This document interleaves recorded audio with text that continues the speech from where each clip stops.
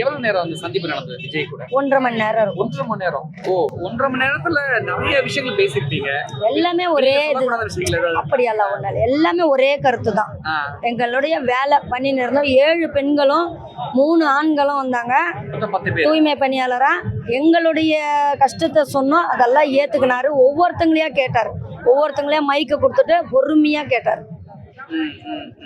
பொறுமையா கொடுத்தாரு. ஷால்வை போட்டாரு. எங்களையும் நல்ல மரியாதை கொடுத்துட்டு தான் அமைச்சிருக்காரு.